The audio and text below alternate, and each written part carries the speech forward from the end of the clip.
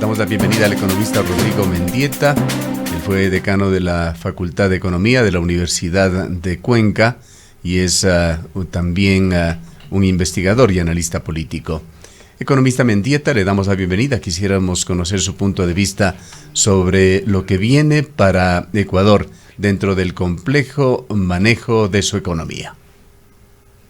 Muy buenos días. En primer lugar, Gustavo, Rosana, un gusto estar acá y también un saludo a quienes nos escuchan y nos ven.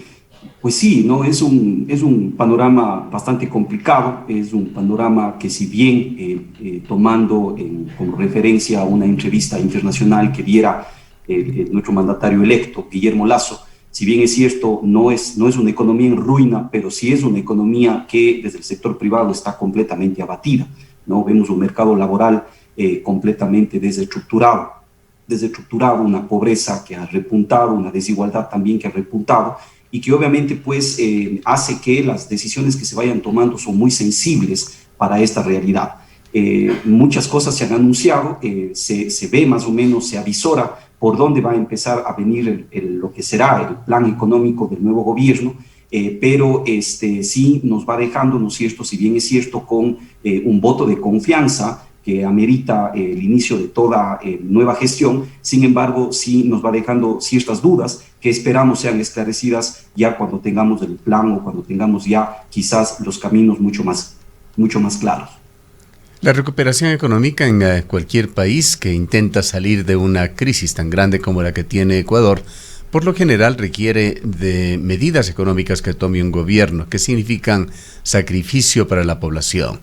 ¿Cómo lograr esto en Ecuador sin medidas antipopulares?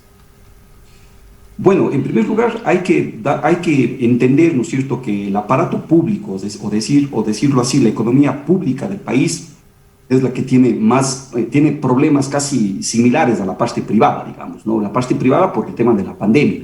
En ese sentido, vemos que hay déficits recurrentes, vemos que existe un problema de deuda pública, vemos que ha bajado la inversión pública y que obviamente pues ahora, digamos, lo que se está anunciando por parte de Guillermo Lasso es que ese ajuste vendría por el lado de reducción de gastos, ¿no? ¿Por qué razón digo esto? Porque, bueno, primero que lo ha dicho en forma explícita, pero también ha advertido un paquete de reforma tributaria que inclusive se anunció sería anunciado el primer día de su gestión, el mismísimo 24 de mayo. Sugirió, sin embargo, Lasso, de que en este paquete, en lugar de tomar medidas de generar nuevos impuestos, los reduciría.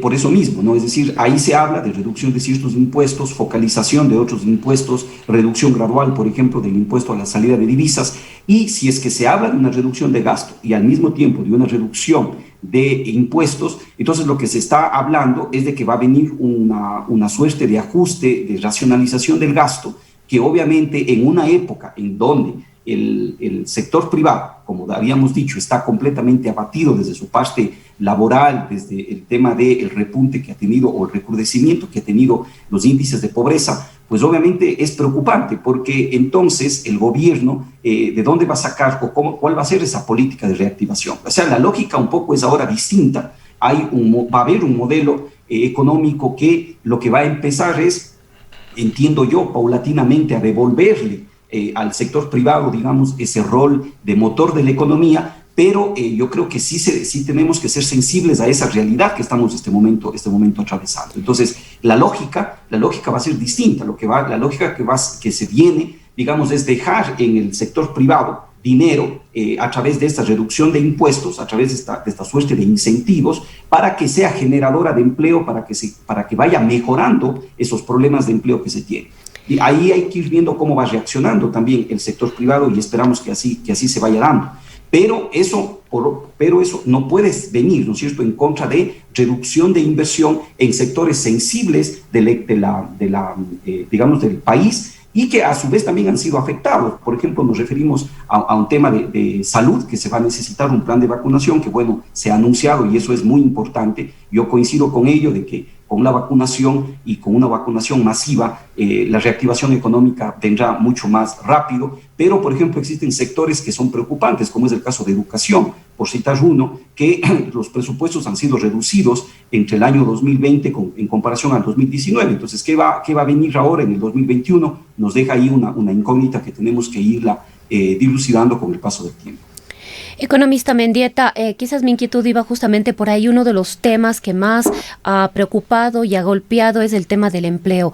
A propósito de la pandemia, la crisis económica se intensificó, se profundizó y con ello, por supuesto, también el desempleo. Ahora, depende de una reactivación económica y esta reactivación económica, a su vez, está supeditada a un plan de vacunación efectivo, real, y esto también requiere de recursos, porque habrá que pensar para tener un verdadero plan de vacunación y mejorar la situación en el área de la salud con el fortalecimiento de este sistema de salud y, por supuesto, la inversión necesaria para ello y para poder sostener este plan de vacunación. Si bien Guillermo Lasso ha dicho que en los primeros 100 días vacunará a 9 millones de personas, nos preguntamos un poco, ¿hay los recursos para eso? ¿Dónde están los recursos? ¿Hay que buscar nuevos créditos? ¿Hay que acceder a nuevos créditos? ¿Cómo está esta situación? Bueno, en términos generales, los nuevos créditos tienen que estar abiertos para que el país pueda acceder.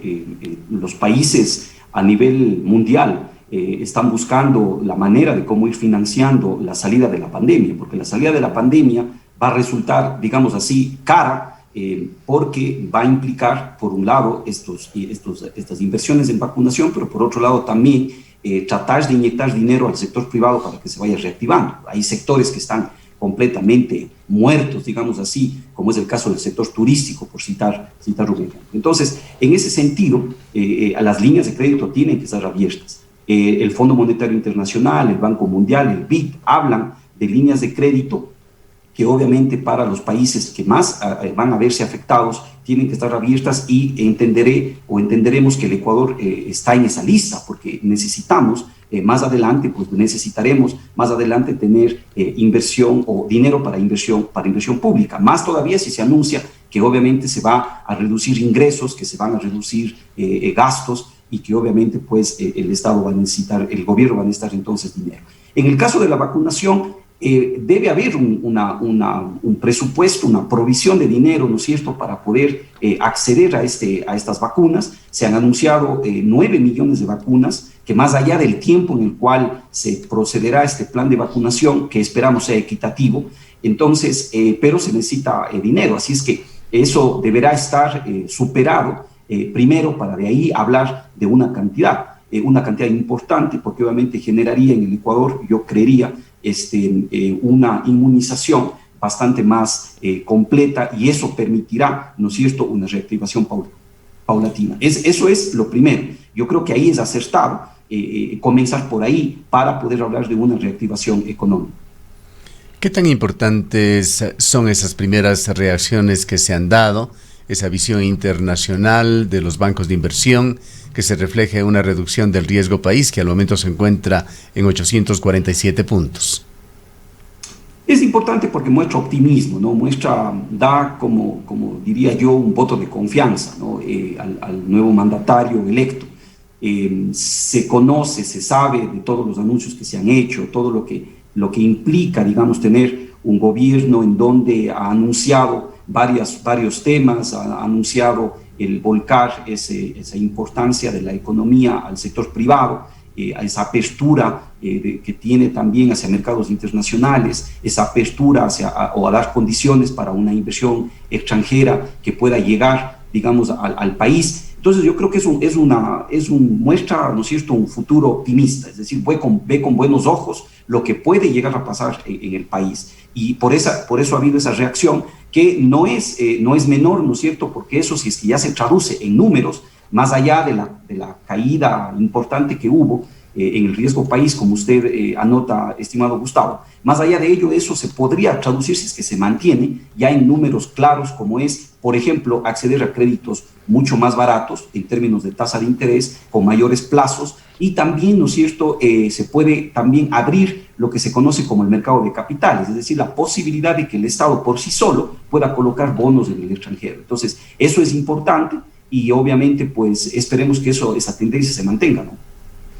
Otro de los temas de economista tiene que ver con reformas al Código del Trabajo, reformas laborales en términos generales, y esto también ha venido generando una serie de preocupaciones, sobre todo del sector de los trabajadores, porque consideran que se volvería a hablar de flexibilización laboral, lo que de una u otra manera ellos consideran o sugieren que se estaría tratando más bien de perjudicar los derechos ya alcanzados o eliminar otros que se podrían acceder para tener un trabajo digno con ciertos beneficios que tienen que ver con condiciones dignas de trabajo.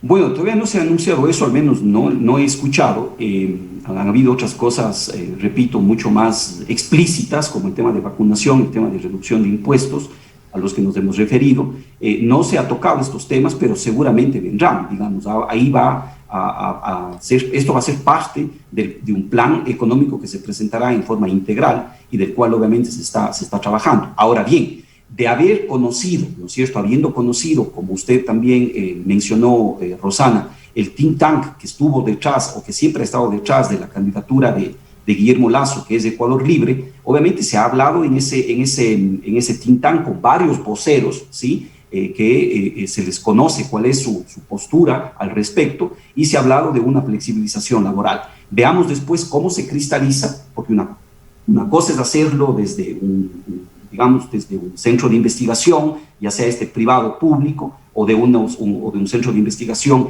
digamos así, autónomo, en el sentido de que no ha pertenecido a ninguna universidad, por simplemente nombrar aquello, y que eso es una cosa, pero otra cosa es ya el momento que estén al frente, digamos, en el timón, digamos así, del tema económico, porque ahí no solamente es cuestión de proponer, sino que también se tiene que llevar a cabo a través de un proceso de socialización, de discusión, de diálogo, de debate, y que inclusive tiene que llegar no solamente externo a la Asamblea, sino también al interior de la Asamblea. Y ahí vemos, ¿no es cierto?, que hay una fragmentación no tan atomizada como ha sido antes, hay una fragmentación, en palabras de los expertos en estos temas, una fragmentación en bloques, ¿no es cierto?, pero que a la final pues dará también mucho debate, considero yo, lo veo así, y que no será tan fácil, digamos, hablar de una flexibilización total. Yo creo que habrá que ir teniendo ahí sus diferentes tonalidades al tono, ¿no es cierto?, con la realidad del Ecuador. ¿Qué expectativas tiene usted sobre la reforma tributaria de Guillermo Lasso? Lo que él ha dicho es muy puntual. Se refirió al impuesto de salida de divisas, que lo eliminaría, pero ha señalado ya a lo largo de los 4 años. Se entendería que va a ser una programación que lo irá cumpliendo poco a poco. También ha señalado de que se quitará el impuesto a las microempresas, ese 2% a los ingresos, y hará alguna reforma para dejarlo de una manera similar a lo que es impuesto a la renta. Con respecto al IVA, señaló únicamente de que él pensaría en eliminar el IVA en determinados feriados para incentivar el consumo nacional, pero con esas medidas muy poco va a cambiar en Ecuador. ¿Qué más podría estar analizándose o cociéndose dentro de este futuro gobierno? Mire, el tema tributario necesita de 3 cosas que son fundamentales y que, así como usted advierte, Gustavo, yo coincido en el hecho de no haber escuchado. El primero es el tema de tramitología. Ahí se tiene que reducir la tramitología para que se permita mayor ligereza en el tema tributario a nivel general. En segundo lugar, tiene que hablarse del tema de evasión fiscal. La evasión fiscal en el Ecuador llega a niveles que bordea el 4 o el 5% del Producto Interno Bruto, entonces no es menor. Y muchos organismos internacionales que tratan este tema con especialidad hablan de que América Latina es una región en donde la evasión fiscal definitivamente tiene que ser atacada. En esto sí se ha insistido, Lasso, me parece que es la tercera ocasión ya una vez elegido, que señala que se cobrará a los empresarios que no han venido pagando impuestos. Esperemos que sea así, ¿no? Esperemos que sea así. Y me refería que hay una tercera arista en el tema tributario que es importante, que es el gasto tributario. El gasto tributario son los mecanismos mediante los cuales se han ido creando una serie de exenciones a los diferentes impuestos que de la misma manera se han ido proponiendo y se han ido dando en el transcurso de los últimos años. Entonces, está hablando usted de escudos fiscales existentes que deberían ser eliminados. Así es, eso llega a ser el 5% del PIB, es decir, que en términos absolutos estamos hablando de alrededor de 5.000 millones de dólares. Entonces eso hay que revisar, porque definitivamente, así como habrá gasto tributario que está llegando a quienes realmente lo necesitan, seguramente hay ahí una telaraña, digamos así, de exenciones que no están llegando a quien lo necesita. Entonces, de esa forma, ¿no es cierto? Yo creo que ahí habrán buenos recursos, importantes recursos para el país. Luego después se habla, ¿no es cierto?, de reducción de impuestos. Ahí, por ejemplo, estamos hablando de quitar este cobro anticipado del 2% sobre ventas, que siempre hemos advertido que ha sido esto como una estrangulación que se hace a un sector privado que ya de por sí viene con problemas. Con eso, por ejemplo, coincidimos. Pero luego después, ¿no es cierto?, si bien es cierto, es importante reducciones en ciertos impuestos, como se habla de focalizar reducciones en el IVA, por ejemplo, para el sector turístico en ciertas épocas del año, ¿no es cierto? Y asimismo la reducción gradual del impuesto a la salida de divisas, consideramos que es importante, pero que también hay que darse cuenta que en los actuales momentos eso lo que va a ir es en contra del erario nacional. Entonces, ahí nosotros lo que encontramos son una suerte de contradicciones, ¿no? Una suerte de contradicciones, porque a la postre, ¿no es cierto?, si por un lado estamos bajando ingresos, ¿cómo vamos a hacer para, por ejemplo, obtener dinero para el plan de vacunación? Y sobre todo, ¿no es cierto?, ¿qué va a pasar con sectores estratégicos, como el caso de lo que me refería de educación, que ya para el año 2020 tuvo una fuerte reducción en su presupuesto, tanto en educación general como en educación universitaria? Economista Mendieta, otras propuestas que ha hecho Guillermo Lasso que le hemos podido escuchar tienen que ver con mejoras en el salario básico. Se hablaba de un básico de $500 y bueno, recientemente, hace muy pocos días, se aprobó un salario básico para los docentes del sector público de $1,000. Nos preguntamos, ¿esto va a ser aplicable?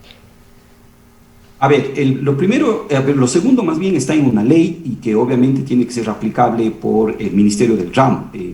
Lamentablemente ahí hay que preguntarse con qué dinero se va a pagar. Figúrese, estimada Rosana, aquí tengo en mis manos yo la información última del presupuesto general del Estado, lo que está, digamos, pues expuesto en el Ministerio de Finanzas. Y mire, para el año 2021, el presupuesto general del Estado para educación tiene una caída de $940 millones con respecto al año 2020. Es decir, esto de aquí es paradójico, ¿no? Porque en un año en donde se supone que tenemos que rever o recuperar ciertas cosas, todo lo que se ha perdido con el tema de pandemia en términos de educación, que es un capítulo aparte, y obviamente pues vemos una reducción de ese tamaño en el presupuesto y que lamentablemente va a redundar después en todo lo que tiene que ver con calidad educativa. Así es que no sabemos, digamos, ahí hay una contradicción. Por un lado se bajan presupuestos y por otro lado se aprueban leyes en donde están subiendo los salarios. Entonces ahí hay una contradicción.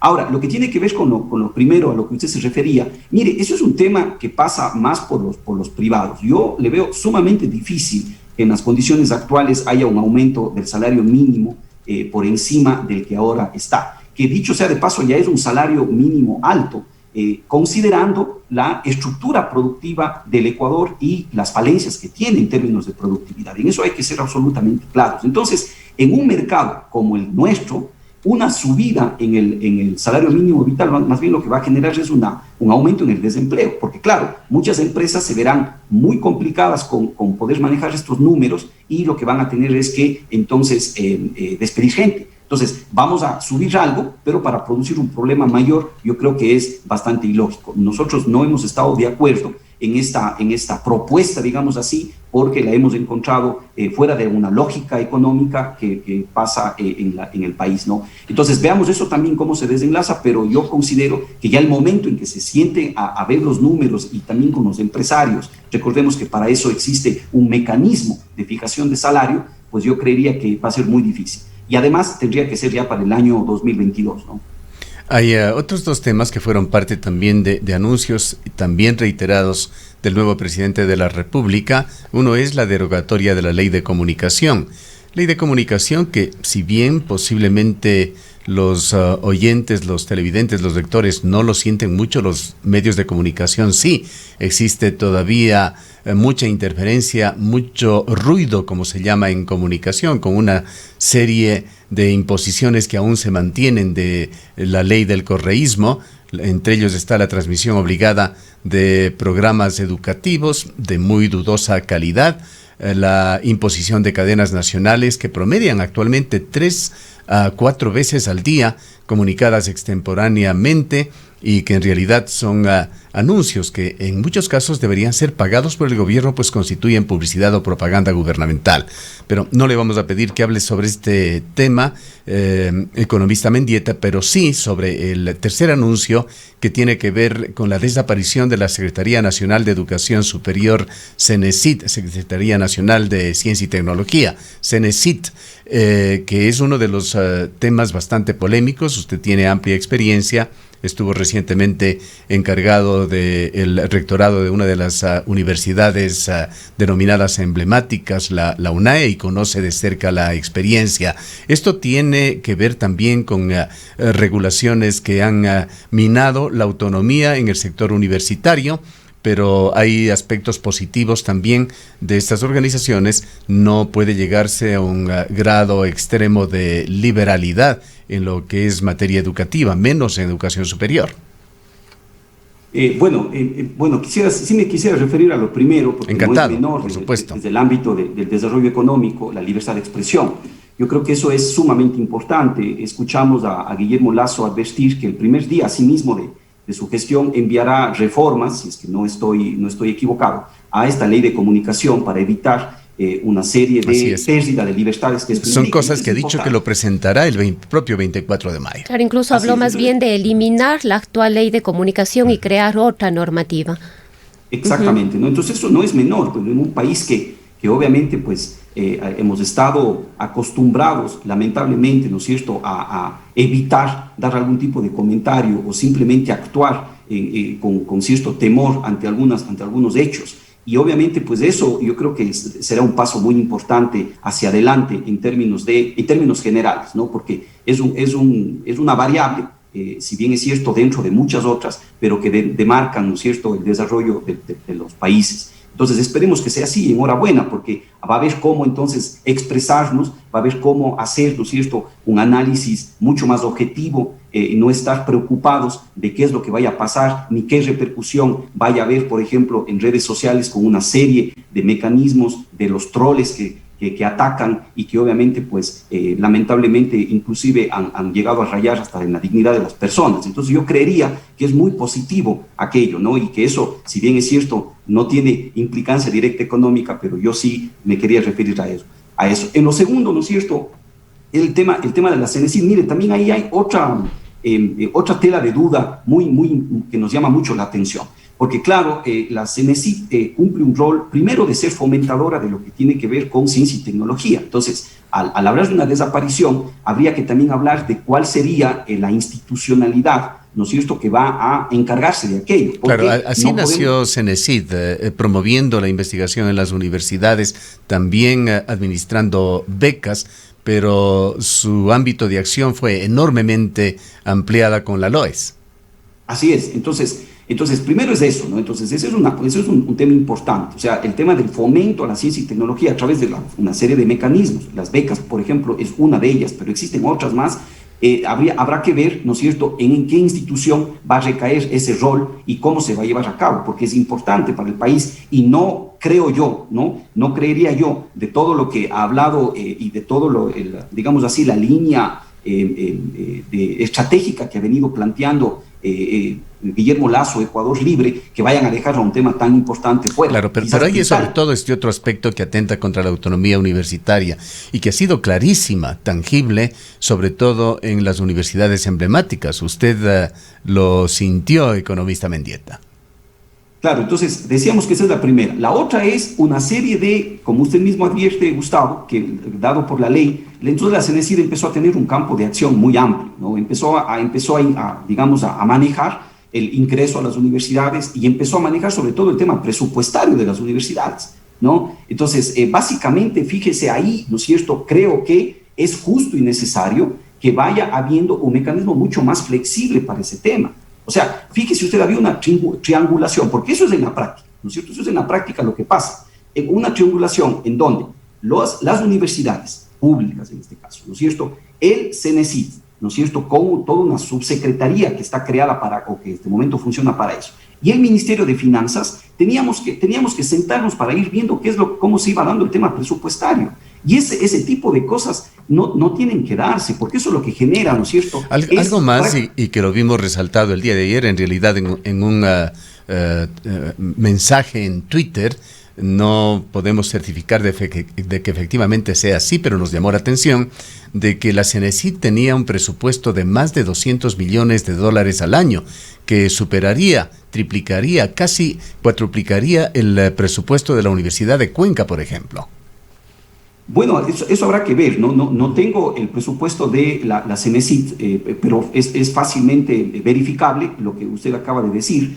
Y claro, ¿no es cierto? Uno observa eso, ¿no? Pero repito, más allá de ello es esa tensión que se genera para las universidades, toda vez que se tiene que ir cumpliendo una serie de requisitos que, dicho sea de paso, muchos están en la ley, eso es lógico, pero hay otras cosas que también se han ido volviendo prácticas, lamentablemente burocráticas, y que van frenando ciertas cosas, ¿no? Realmente fíjese, Gustavo, y eso, digamos, quienes hemos vivido, es un vía crucis el tema del presupuesto, ¿no? ¿Por qué? Porque uno tiene que estar siempre en esta suerte de dualidad, de ir cumpliendo, digamos, tanto con los mandatos de CENESID cuanto con los mandatos, ¿no es cierto?, del Ministerio de Finanzas. Y claro, en ninguna de las dos partes, a pesar que en la una debería ser por naturaleza así, se entiende la lógica del gasto universitario, que es completamente diferente a lo que sucede en un gobierno autónomo descentralizado, por citar un ejemplo.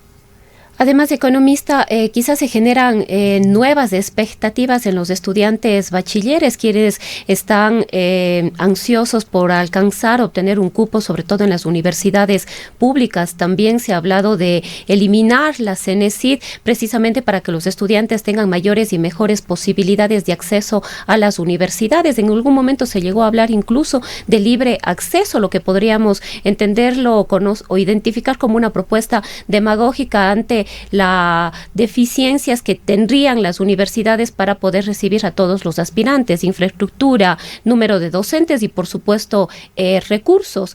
Le hemos escuchado más de una vez a Guillermo Lasso diciendo: ahora sí, los estudiantes podrán acceder a la carrera que quieren. Sí, y además es obviar o omitir, digamos, otras variables que si bien es cierto, el ingreso es importante, pero hay otras que son más importantes, como por ejemplo el tema de la tasa terminal, como por ejemplo el tema de la eficiencia en la educación, como por ejemplo el tema de todo lo que implica la calidad educativa. Entonces, ahí, ¿no es cierto?, repito, hay toda una tela de duda, ¿sí?, sobre cómo se va a llevar a cabo aquello. Si es que se habla de un libre ingreso o de que el Estado no interferiría en el ingreso universitario, pues entonces hay una incógnita. ¿Qué va a pasar? ¿Se va a devolverle a la universidad, como era antes, la que establezca un mecanismo propio para el ingreso a las universidades? Cada universidad entonces tendrá su mecanismo propio, repito, como fue antes. La Escuela Superior Politécnica Litoral tuvo uno en su momento, la Universidad de Cuenca tuvo otro, con mecanismos completamente diferentes. Entonces se volverá a aquello, pues obviamente ahí hay una incógnita. Un libre acceso también implica un tema de recursos, y si es que este momento ya se ve una reducción, fíjese, Rosana, si uno revisa las estadísticas de ejecución presupuestaria del Ministerio de Finanzas entre el 2019 y el 2020, hay una reducción que partió de $20 millones en el sector universitario para todas las universidades, pero que al final, fíjese cuánto se llega a ejecutar: $143 millones. Por supuesto, porque ¿qué pasó? Recordemos lo que sucedió hace un año, vamos a cumplir ya un año, el 1 de mayo, cuando amanecimos con la reducción en el presupuesto universitario. Y lo que pasó, ¿no es cierto?, es una suerte de, entre CENESID, Ministerio de Finanzas y con la observación de las universidades, un juego de cuentas, porque la idea era ir bajando las cuentas, digamos, el presupuesto, en donde no era necesario gastos por un tema de pandemia, ¿no? Y que obviamente esto iba ajustando el tema presupuestal. Pero la pregunta es, ¿qué pasa con el presupuesto ya cuando la pandemia, quiera Dios, empiece, ¿no es cierto?, a irse, ¿no es cierto? Y obviamente pues empezamos a tener una normalidad en las universidades. ¿Qué pasa con este presupuesto? Son 143 millones de dólares. Fíjese, en la Universidad de Cuenca, repito, con datos que están en las estadísticas del Ministerio de Finanzas, se habla de que se llegó a reducir ya al final del año 2020, a diciembre, ya en lo que es pagado, 13 millones de dólares. Entonces, esos 13 millones de dólares, pregunto yo, ¿se han revertido en el año 2021? ¿Se revertirán más adelante?